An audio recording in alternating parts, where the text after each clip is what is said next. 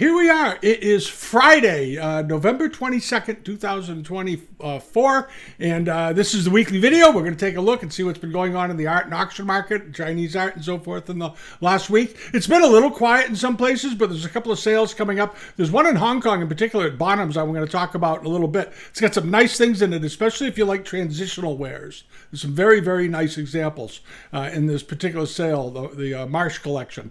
And there's some other things, so I want to go through that. And just so you know, those of you, I'm getting emails from a lot of you, I did get the surgery this week. Had it on Wednesday. Thank you to Dr. Krause and the crew. They did a good job. I didn't feel a thing. It's getting better. It's not completely there yet, but much more comfortable than I was. Much more. It was getting very difficult getting by on 2 or 3 hours of sleep a night, if any.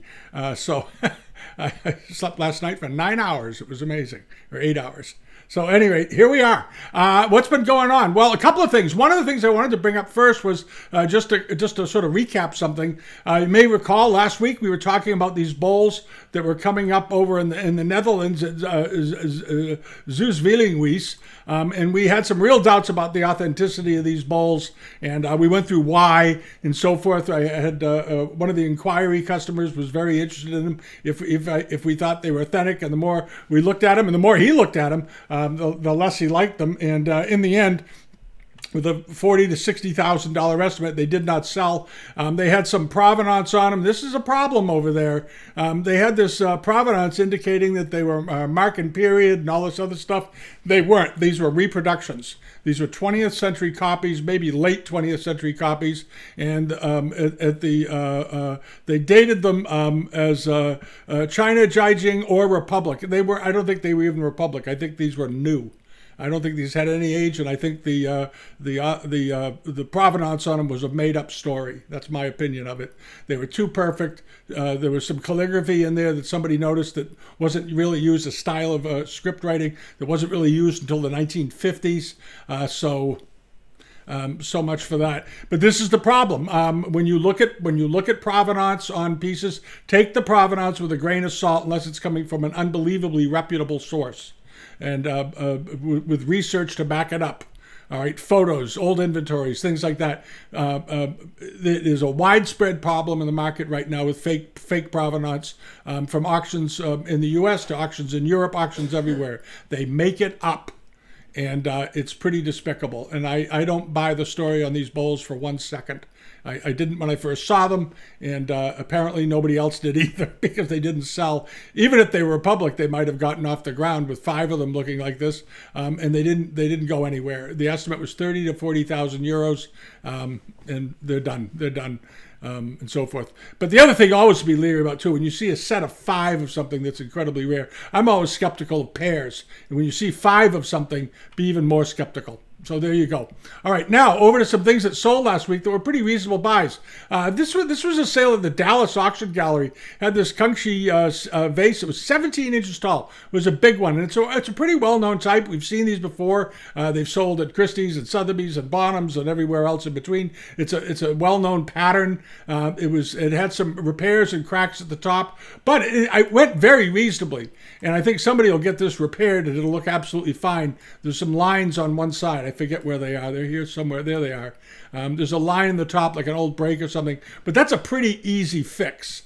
And somebody picked this up for $900 plus premium. It was estimated at $1,500 to $2,000, which I thought was pretty reasonable given the condition. Because in perfect shape, this vase would have probably bought $4,000 to $6,000, something like that. Somebody bought this for $900 plus premium. That was a good buy. That was a perfectly reasonable purchase. And then over to this. This was at Freeman's. And I hope some of you, all of this stuff was on the global pages and on the Patreon pages. But I hope some of you took a look at this, because this was a really interesting bowl. I think we talked about it last week, because I thought it might, it has a date on it for the metalwork, for the repair of 1755, and it has a make-do repair. It's an interesting story here. Bearing the arms of MacGregor, circa 1755. That's what they're dating it to, roughly.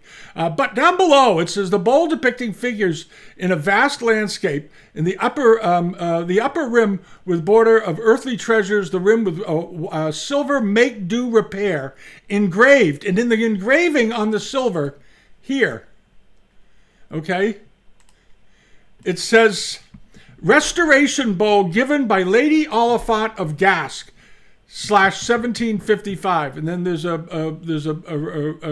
coat of arms on the other side with the plaque that has their memorial crest on it. My feeling is that this is an older bowl than that. This to me, I think it was an older bowl, and it got broken, and then they repaired it. I don't think it was gotten and broken in the same year. I think this was an older bowl. It was a big bowl too. It did very well. It was 13.5 inches, has a fascinating story, and sold for $4,500 plus premium, or around $5,500. Very, very interesting bowl. This auction closed out on the 19th. It was a good sale. They had some nice things. As a matter of fact, I had Ben Farina here for lunch today, and we had a nice visit, and he's on his way back to Boston and then back to Philadelphia. All right, now over to this. This sold last week. This was sort of one of the bargains of the week. I was shocked. I thought this would do a lot better than that. This is a Ming bamboo form, like a incense stick holder. It's a very nice little piece with bamboo branches on it, nice patina, undisturbed. It came with a little wooden stand. The stand, there's the bottom of it. There's the base. There you go. There's the top and the bottom. This is a nice little bronze, a nice little scholar's object. Somebody bought this for just $60. This was at Neo Fine Art out in Alhambra, California. Measured, it came in 3 sections, just a little under 5 inches tall with a wooden stand. Absolutely great thing. The estimate was very reasonable, $300 to $500. That was a perfectly reasonable estimate, and I hope one of you bought this on just a couple of bids. This was a nifty thing, and because of its size, you got to get it. If you did buy it, you're going to get it shipped from California to anywhere in the United States for about probably $50, including pickup. So that was a good deal. The pickup charge was probably more than the purchase price of this. All right, and then over to this. This is sort of a buy of the week. I meant to mention this last week. This was a Famille Rose bowl, probably for the Indian market. And it was decorated like enamelware. It was a nice looking bowl, and it ended up selling for almost nothing. Somebody got a great buy, $75. $75. This was at Aqaba Galleries out in Dana Beach, Florida. This is a nice, interesting, unusual type, 10¼ inches in diameter, but very profusely decorated. It really, really, really looked like Beijing enamel when I first saw it. And then over to this. This was from the Leland Little sale. I left a bid on this. I got dusted when I first saw it. I said, "Well, put some money on this." And I knew it was a great piece by Chokichi. It ended up selling for $33,000 plus premium, so around it came out to probably about $42,000 or so. Wonderful mixed metal Japanese bronze, beautiful quality. The quality of the squirrel perched on the branch here. If you want to see how good some of these bronze guys were in Japan, boy, you come take a look at that. It looks like a 3-dimensional live squirrel. The patina, they actually match the fur color. And you'll notice the detail of the fur, the eyes, the ears. It has an extraordinary 3-dimensional look to it. And it was actually just flat against the surface. The shadowing of that piece was absolutely great. The shape of the bronze was beautiful, and it was in amazing condition. Absolutely stunning condition. There's another look at that squirrel. Isn't he great? Love that thing. Very rare thing. And it did well. It did well. All right. And then hopping along over to, the Patreon guys, if you haven't checked over there in the last couple of days, I added a couple of, excuse the dog, he's getting excited. I added a copy of Beyond Representation, the 8th to the 14th century Chinese art. This is a 571-page book. It's now on the Patreon pages. And this is a PDF file I was reading, and I thought I'd put it up there because it was very well written. The scholars as collectors, Chinese art at Yale University, and it's a very interesting read with lots of images and so forth. So those of you that have access to it, go download that. It's a good read. It's a good bit of reading material over the weekend. If you want to catch up on scholars' objects and what scholars collected, it's a very well written story. It's very well written. Everything out of Yale. If you get anything from Yale Press, it's got to be well written from their history and antiques department. Now over to this. This is the sales that are going up, and many of you I know are watching because I've had inquiries from some of you. They close on the 26th. There's 3 sales going on, and these are sort of these smaller boutique sales that that the auction houses have been sort of, I don't know if it's just what they want to do, but due to the sort of dearth of material in the market right now, a lot of the auction houses, as you know, are doing these small sort of, I call them boutique sales of under 75 or 100 lots. Some of them have 20, 30 lots. But there's some awful nice things here. I'm not disparaging the pieces at all, but these are not the big blockbuster sales. And I think you're not going to see big blockbuster sales like we saw 7 or 8, 9, 10 years ago for a little while yet, until economics straighten itself out. I don't think you're going to see any massive collections coming into the market. I'm seeing bigger collections right now turning up with other auction houses, as we've commented on in the EU and in the UK and so forth. And I think maybe a lot of sellers are just going to them rather than going here and having to deal with all of what this entails. They're going to the William Wallaces of the world, and the Roseberries had that great sale, and Drew Eats had a great sale. And I think increasingly you're going to see them getting more and more good things. I'm sort of betting on that. I think that's what's going to happen. But at any rate, there's a couple of good sales coming up, and this is the Marsh Collection. It's a fairly small sale. It's only 22 lots, but you come and look and see what's in here. There's some really, really great things in here. There's some exceptional transitional and Chongzhen period examples. There's a Yongzhen period Baitong white pot. And so forth. There's some good. I'm going to take a look, a few of them up close to give you an idea. They're quite amazing. This is an extremely large 7 sages of the bamboo grove brush pot, or bitong as they call them. It measures 11 inches tall. This is a whopper of a think about that, 11-inch tall brush pot. It's about this big, but the brushwork on it's extraordinary. The brushwork on this is just exceptional. The decoration, the bamboo trees are beautifully, beautifully delineated. They're not hazy with too much glaze covering them, so you can see the detail. It's quite fine. The figures are beautifully done, nicely shaded through the bodies and the textiles on them. The grasses are done properly. This little check pattern that you want to see. For a long time when they were making copies of these transitional and Chongzhen pieces, the copyists weren't realizing they weren't including the grasses done properly. They were just doing lines, and somebody told them, and now they're doing the check pattern properly, this sort of U-shaped device representing grass. So it doesn't mean what it meant a few years ago. It used to be that if you saw the grasses done this way, you're pretty good shape for buying it. That's not the case anymore because the copies are now showing them. So you have to look at other elements. One of them is facial expressions and so forth. But this is a beautiful, beautiful brush pot. Exceptional. It's one of the best ones I've ever seen, actually. It's got a big estimate on it. It's estimated at $380,000 to $510,000. And that's a big estimate, but not a crazy one. As we know, we've seen these pieces with these 17th century pieces bring some pretty big money lately. And this is a very, very rare brush pot. And they did the panoramic photograph of it, so you could see the whole landscape scene laid out. Let's go back to that for a minute. I love it when they do this because you really get a sense of what the artist was trying to create in the round. And you have this very, very beautiful scene of the sages sitting in this incredibly pleasant area underneath the bamboo trees. Notice the quality of the cobalt is exceptional. The shading is exceptional. The porcelain is beautiful and white. There's no black spots.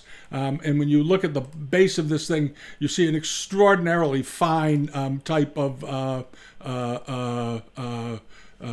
clay that was used, and it was sold by the Marchands, which was not a surprise. It's a very, very fine piece, exceptional, and we'll see how it does. That's up to the market. I don't think the estimate is crazy. It's just a matter of the demand right there right now, and that's going to be the case for a while. And then you have this very nice, they call these elephant-egg vases sometimes, and it's this really nice Wucai vase with immortals all over it. This collector, the Marshes, must have been fans of immortals. And beautifully decorated, delicately painted. The dragon here, you'll notice, is particularly delicate in the way it's executed, ascending down out of the mountains and out of the clouds. And this very nicely done brown dressing on the rim. All the little details on this are very, very, very fine. In the bottom of it is, see if they've got a picture of the base. There are the figures again, all the immortals. And there's the bottom, this very, very fine clay. This is when you see the best of the best, that's what they look like. the best of these look like this. And you can see the grooves from the trimming tool that was used by the artist when he was finishing up the piece. It's still on there. Estimated at $90,000 to $120,000. And it's amazing to me because it wasn't that long ago, back 30 years ago, these vases were bought and sold pretty routinely for, $8,000 to $10,000, $6,000, $10,000, somewhere in that range 20 years ago. And today, the prices have obviously gone up. This is estimated at $90,000 to $120,000. And then there's this, an Imperial enamel chinlung poem brush pot, a very unusual piece. These inscribed poem examples with poems on them and so forth. There's very fine calligraphy, do not turn up very often. There's a picture of the base. It was last sold apparently at Christie's in November of 1996, almost 30 years ago. The foot rim looks great. The quality of the calligraphy is obviously exceptional, and it's estimated at $380,000 to $510,000, and it measures 4 inches in height. Pretty small pot, but a very, very rare type. Very, very rare.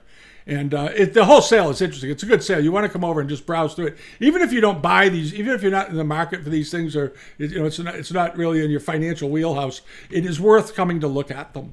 It is really, really worth coming to look at them. There's a very, very fine piece of bamboo. There's a nice little crackle glazed water pot over here, estimated at $20,000 to $30,000. Dates probably, it's Chinlung market period. Okay, it is Chinlung. It's going to probably dates the Chinlung period. It's got a mark on it.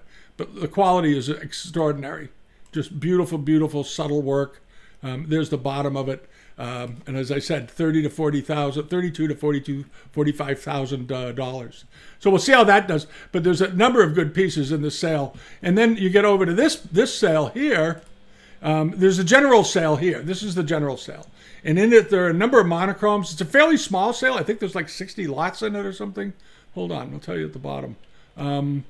63 lots. It's a fairly small sale, but there's some nice pieces in here. Don't overlook it. Go look at them. Check it out. This Yuhu Chu Ping is quite nice with this very interesting, almost flambe flame glaze going up the body and so forth. There's a nice copper red vase over here, pear-shaped vase.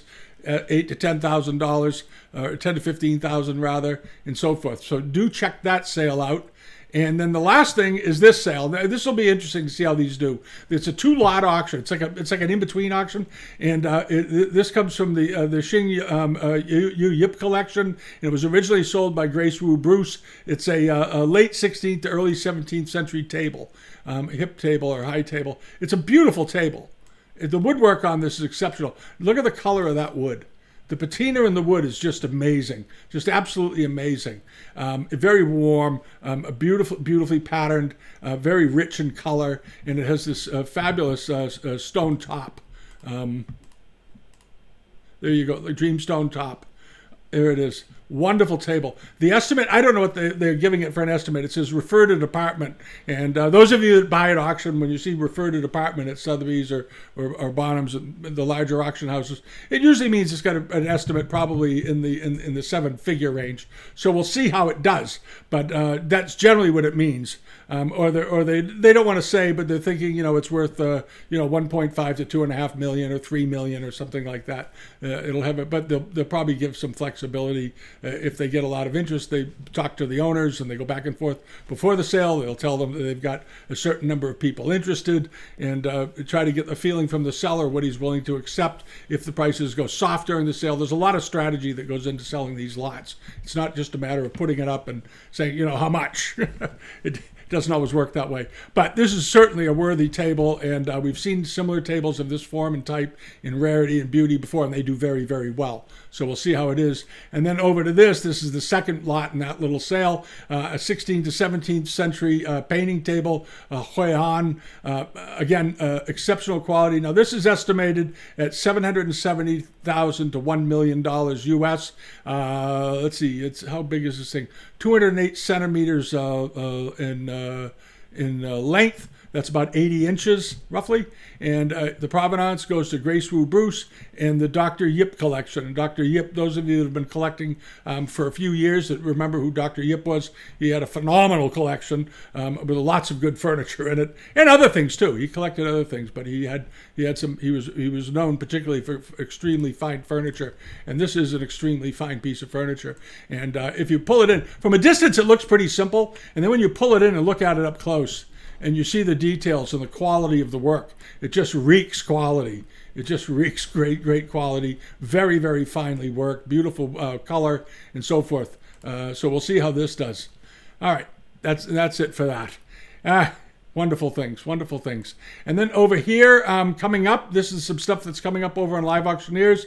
Marco Polo this is down in Milan, is having a sale coming up on December 3rd, a couple of weeks away. You have time to go check it out. They're already on the global pages. You've got some nice things this time around, too. One of them is this. This caught my eye. I thought this was a very attractive piece. It's got a modest estimate of 1,000 to 1,500 euros. It's very nice. Aubergine glazed. It almost looks purple, but I mean blue, but it's actually, apparently it's aubergine in color. Aubergine is notoriously difficult to shoot. It does look like aubergine. It is full height. The top hasn't been cut. There's the top of it. Still got that nice glaze on there. It's a beautiful, beautiful vase. He's dating it sort of conservative, just saying Qing Dynasty. But I flipped this thing over. This sure looks like a late 18th or early 19th century vase to me. There's the foot rim on it. It looks pretty good. Nice color. You can see the color a bit better here where the light's reflecting. Beautiful, beautiful pot. And it's good size. It's good size. It measures, 17 inches? 48 inches in height. So it's about 18 or 19 inches in height. It's a big bottle vase. This is a big one. And I wouldn't be surprised if it went through its estimate, but nice looking piece. And then there's a number of good Celadons. If you're a Ming Celadon buyer, they've got some very buyable prices on here. Pieces that are in the, $1,000 to the $4,000 range. Here's one of them. And it's got a good looking back on it and so forth. There's the back of it. That's what you want to see. The little firing ring here and fully glazed foot and so forth. Estimated at 400 to 800 euros and measures 31 centimeters in diameter, so about 13 inches in width. Nice looking piece of Celadon. Very reasonable estimate. And it wouldn't be too bad to ship. I always think about shipping. But it is a heavy piece of porcelain, so it's going to be a little bit of weight there, but it should ship just fine. And then the Kangxi period charger, 35 centimeters of the dragon coming out of the water. I found the decoration on this sort of interesting. It has sort of a rusticated look to it, with the leaping carp out of the wave. It's a well-known pattern. It's a very well-known pattern, and it's estimated at 1,500 to 2,500 euros, 35 centimeters in diameter. And then over to this, a pair of cobalt ground. They believe are Guangxu market period with gilding on them. They look pretty good, I have to say. There's the bottoms of them. The paste looks pretty good. The mark looks pretty good. You want to take a good look at these. These are nice looking vases. I think the estimate's reasonable. They're estimated at 3,000 to 5,000 euros. Opening bid of 3,000. They should be. They should be worth 1,500 euros a piece, I would think, right off the bat. They are fairly good size. They're 37 centimeters in height as well. So they're about 15 inches or so tall. So they're a nice pair of vases. And the gilding is in good condition, which is crucial on these. And then over to this, nice looking pair of 19th century blue and white jars. These are about a foot tall. Very interesting pattern though. It's sort of an interesting pattern, unusual pattern, with the sprays of aquatic plants above and then blossoming flowers below and then figures inside of, like in here you have a cartoon shaped like a fan, with a young man and so forth, and then precious objects all around them. They're quite attractive. They're very, very attractive. And there's the bottoms of them. And I think these are pretty clearly, they appear to me to be probably first half of the 19th century. I think they're quite nice. And $3,000 to $5,000 for 3,000 to 5,000 euros for the estimate. That's about right. I think. Well, it may be about what they're worth. Around 3,000 or 4,000, a couple of $1,000 a piece. I would think. 1,500 to 3,000, 1,500 to 2,000, because they are a pair and they're extremely pretty, and they're not. I don't think they're late Qing. I think they're first half of the 19th century, from what I'm seeing, and the pattern is rare, so they've got a chance to do pretty well. And then over to this, the Enamelware. I believe there are two Enamelware tea kettles in this sale. And you may remember a few weeks ago, Druid had some of these enamel pieces. Go check the prices. They did very well. It was very interesting to see how they're doing, because these kinds of teapots were always very dicey. You never knew. They'd either do very, very well or they wouldn't bring much at all. It was always somewhere in between. This one is nicely painted. It's particularly nicely painted. Appears to be an 18th century example. Certainly, it's got the spur handles on the top here, the original handles, very finely worked, and this nice looking bit of enamel. And I don't see any damage to it. I'm trying to find it. Doesn't appear to have any damage. You want to check, get a condition report on this. It's a good size one. It's 8 inches tall, estimated at 2,000 to 3,000 pounds, euros rather, which is about right. So do check that out. And then there are a lot of bronzes. If you're a bronze buyer, he's got quite a few good bronzes in the sale. I looked through them all, and we included, I think, pretty much all of them in the on the global pages because they all looked awfully good. This is a nice one. This is a fairly good size one. The color is good. Good side shot of it. There's a picture of the base here.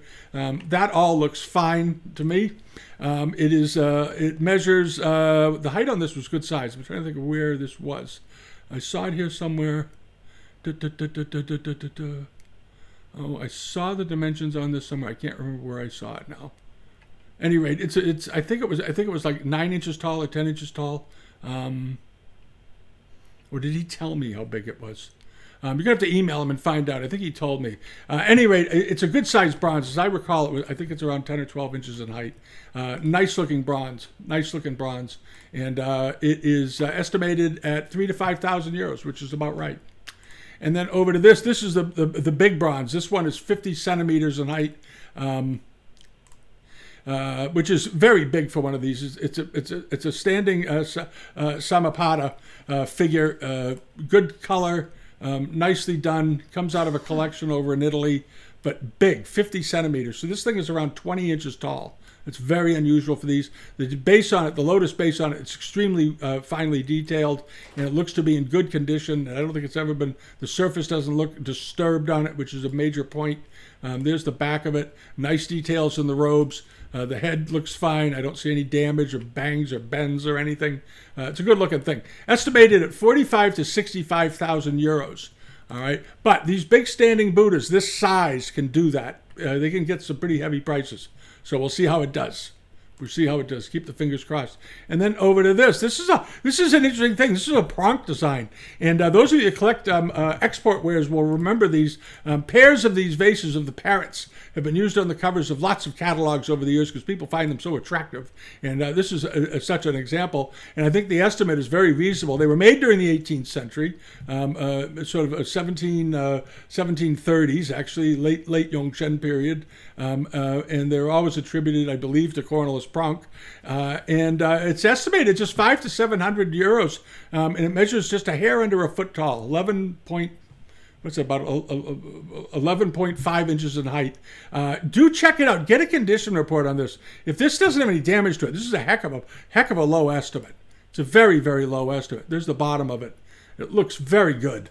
This maybe they didn't know it was a Pronk design. I'm not sure, but awful nice sleeve vase.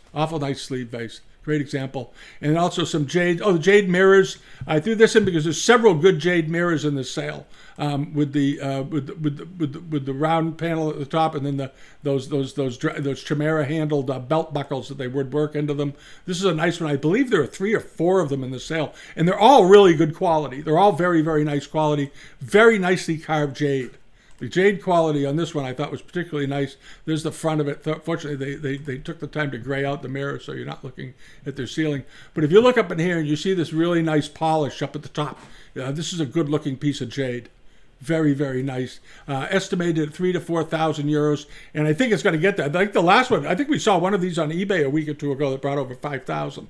The people like them because that big back on the mirror is what drives the price. The buckle, the belt buckle itself is worth $600 to $900. It's the big piece on top that has all the bigger value. And then this a late Qing, maybe early Republic period, a boy washing the elephant or getting ready to mount the elephant. This is a nice looking jade. I love this the attendant on the side with his pole and hook, and the elephant's looking back at him like, I'm behaving, you don't have to do anything. And then you have the boy on top, nicely polished, nice soft finish on it. Good looking piece of jade. $2,000 to $3,000 estimate. It measures 10 centimeters, so it's about 4 inches tall. It's a nice size, nice little jade. Very, very sweet piece. And then, and there's a whole bunch of stuff in there. There's a bunch of other things in there. If you're a coral buyer, check it out too. The beginning of the sale, it's got some nice examples of coral. There's a few good Japanese pieces in there, and there are some silks, some rank badges. So absolutely check out and see how Carlo's doing. In full disclosure, Carlo is sort of a pen pal friend of mine. I've been corresponding back and forth with Carlo now for probably close to a decade. He's a nice man. So if you need anything, just tell him that you saw it on here, and he'll take care of you. He's a good guy. I think. All right, now hopping along over to this sale. This is coming up down in New Orleans Auction Galleries, and it's sort of like a Wu Shuang Pu pattern without the script. It's just figures, Mandarin figures in the round going around it. These are very nicely done. Now these types of jars typically are 8 to 10 or 10 to 15 inches in height, that sort of thing, maybe 16 inches. These are much bigger. These are big jars. These are very big jars. They date to probably the second half, or the first half rather, of the 19th century, 1840s to 1850, somewhere in there. They're calling them late 18th, early 19th century. I think they're a little after that, but they measure 25 inches tall. These are very, very big for this form. These are extremely big. And they're estimated at $4,000 to $7,000, and this is down in New Orleans. If you're looking for a beautiful pair of Familrose jars, you want to look at these. These are very, very, very nice. They've got 21 bidders on them so far. The sale is coming up on December 7th. I think they'll do pretty well. This is the kind of thing that interior decorators go crazy for because they're big and they're very pretty and they look to be in good shape. But the enamel decoration on them and the colors are extremely good. Lots of gilding in the hair, the figures, all the color shading is excellent on them. So do check that out. Nice looking lot. Now these are all published on the global pages, and then this is coming up. Now this is, I know some of you are watching this sale. This sale comes up tomorrow, so this is more of a reminder. The Ripon Boswell sale that's taking place over in Germany is in Wiesbaden. Is tomorrow, and this is. I had a couple of people ask about this carpet. This is a fantastic rug.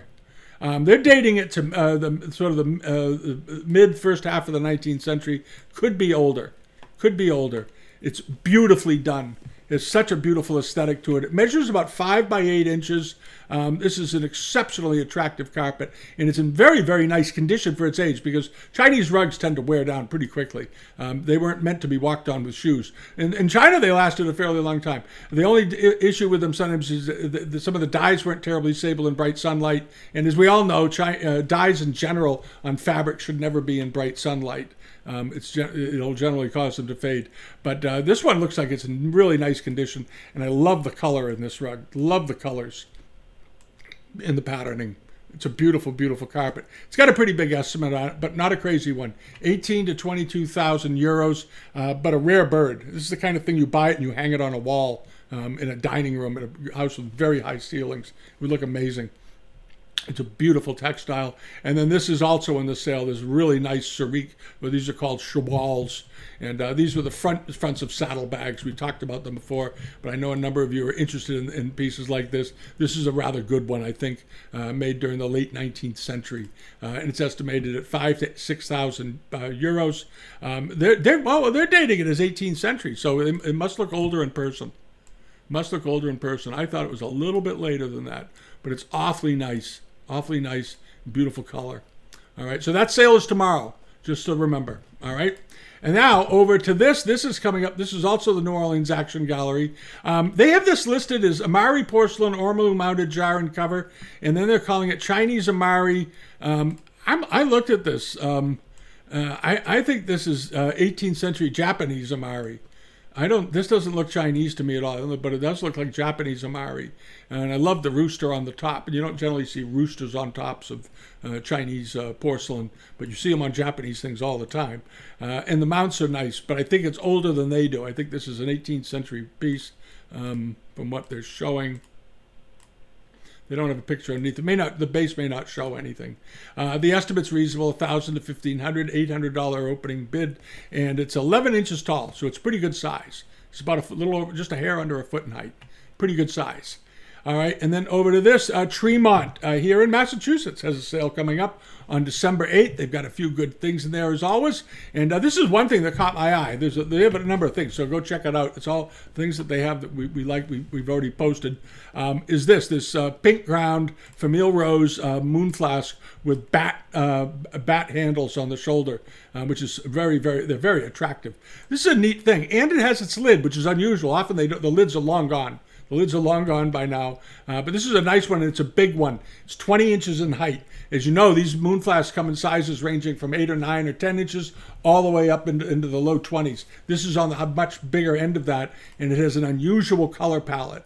This pink ground is very, very unusual. The yellow and pink ground examples, the pink backgrounds here in this area here, when they're either all yellow, egg yolk yellow, or pink, tend to do quite well because there's a lot of demand for these colors because the colors are beautiful. Let's just be honest. Nicely done. Here are the figures in here.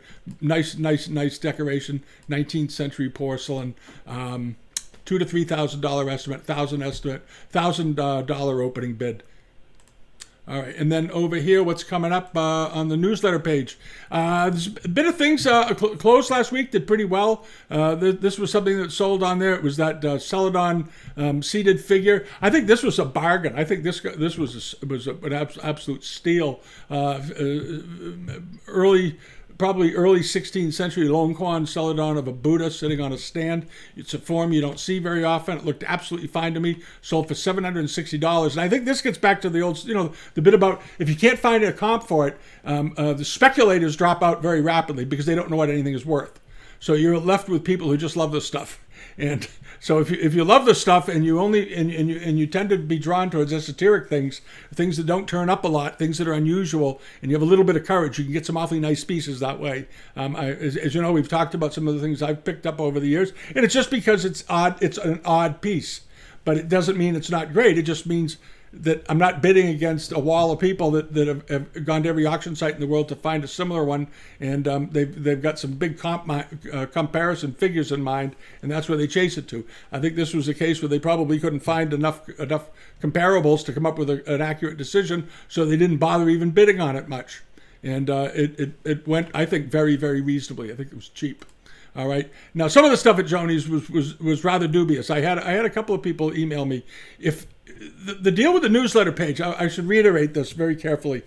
If we put a seller on the newsletter page who has an auction up, and we put up, let's say the person's got 50 things online, and we only include 5 or 6 of them. It's not because of a lack of space that we didn't include them. If they all looked really, really good, we would include them. We left them out because we had doubts about the age, or the seller has the wrong, for example, they may be calling something Chinese that's actually Japanese, or Japanese that's actually Chinese. And in those cases, we automatically don't include them unless it's something so incredibly rare. And I'm going to take some time to somehow let people know that it's misidentified, but it's a rare whatever else it really is.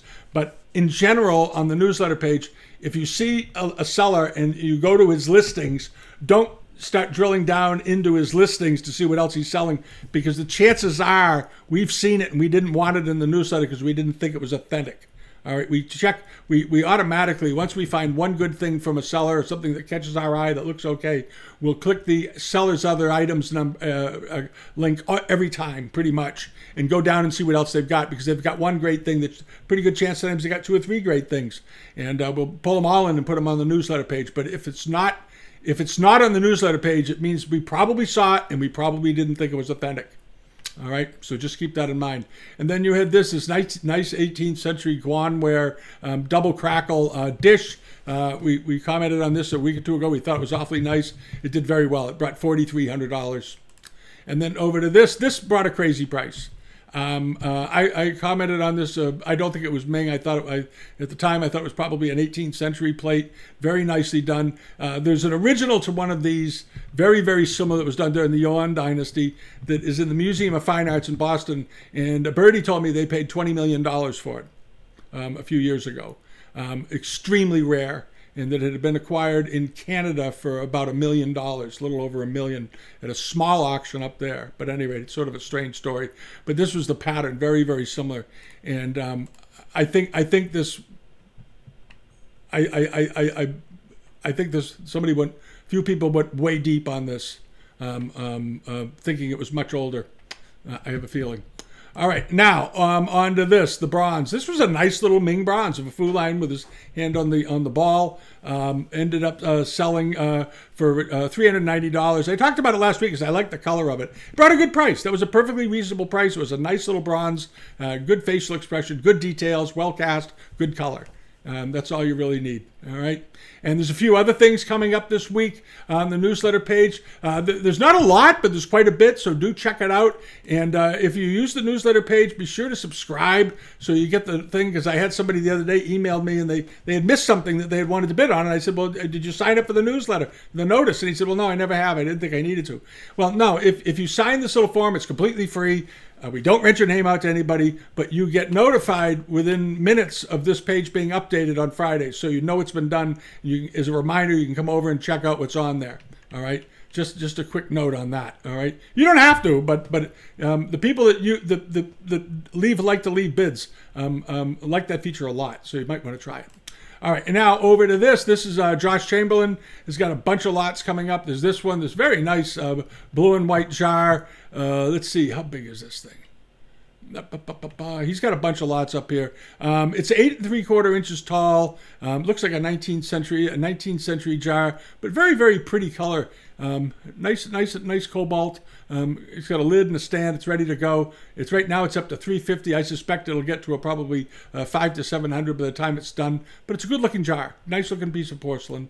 And then this, he also has the screen up in very, very soft pastel-y Famille Rose enamels. It's up to $3,483. And all of these lots, by the way, close on Monday. You got 3 days. They'll be on the newsletter page this week. And then just bring you back to this. This is Epcor. This is that very unusual Japanese Arita piece that is in the in all the books.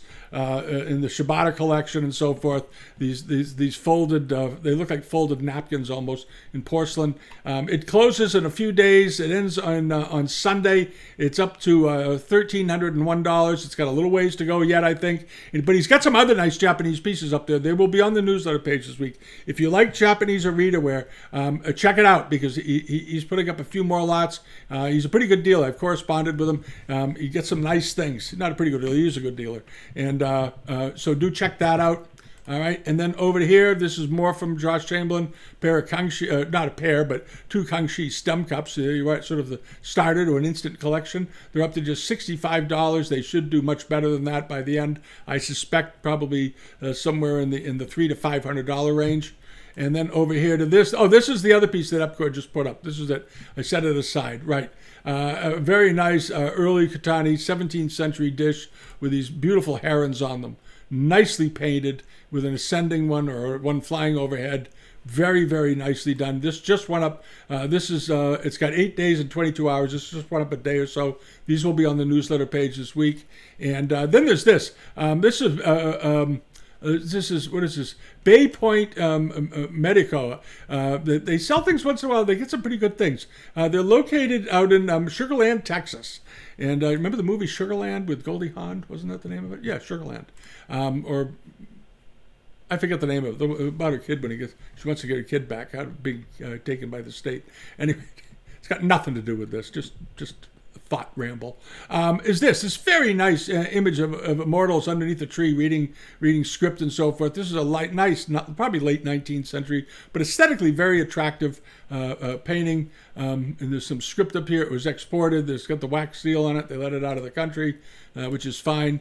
But it's a nice thing. It was probably done in the late 19th century, so it would have been allowed to go out.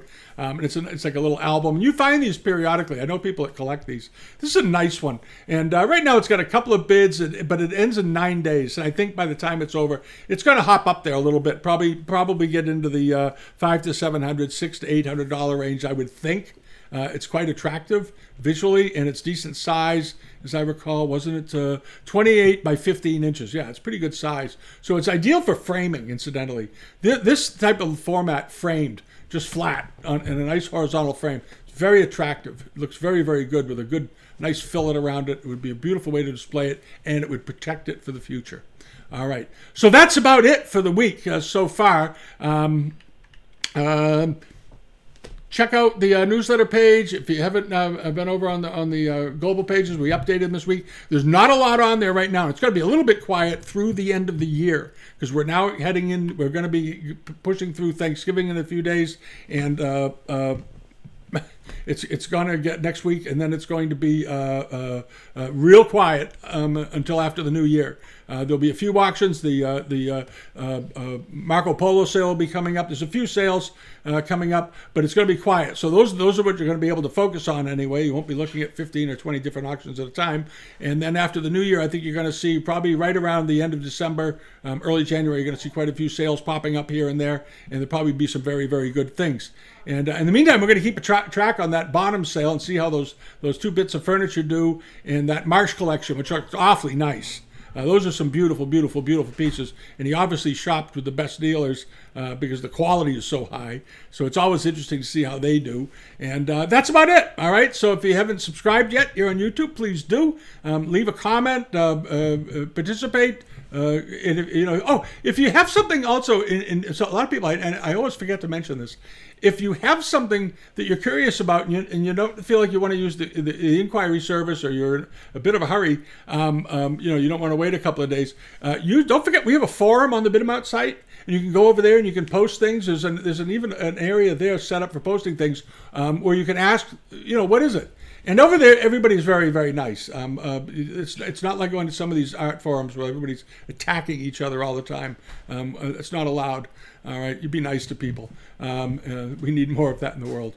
All right, so don't forget about the forum if you want to get help with an object. I know a number of you have had very good success doing that, and you've got to meet some of the people who use the site regularly, and it's fun. It's sort of fun. It's a fun thing.